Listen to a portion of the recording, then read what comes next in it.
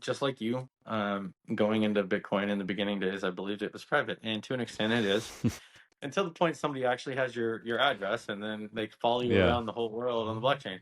Um, exactly. so it was, I want to say 2020 in 2023, I kind of started just realizing more and more the need for some kind of privacy solution.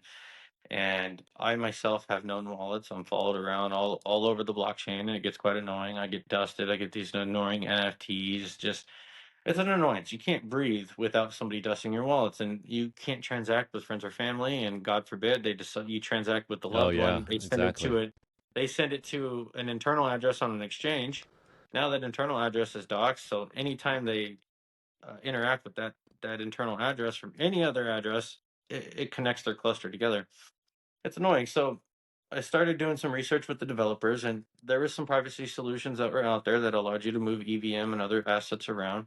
The problem that I had with it was a custodial based platform. So, they generate a wallet address for you. You send your assets to this wallet, and from that wallet, they send it to an exchange, convert it to what you want, and then send it back to the address that you designate.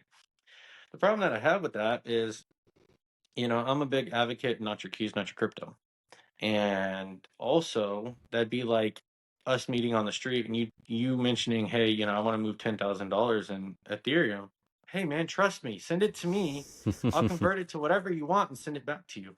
And I wasn't comfortable with that third party handling of my crypto assets. So we started doing our research on how we could offer a privacy solution. We first looked to Monero. First of all, it's impossible to get a hold of any Monero devs, and even harder to try to incorporate Monero in there, just the way that it was worked and the framework of it. So Monero wasn't a fit for us. And then we started doing some more research, and we discovered Secret Network. And Secret Network is a privacy blockchain, and they are very friendly, very eager to help you out. And you can actually contact their devs to answer questions, to get your questions answered.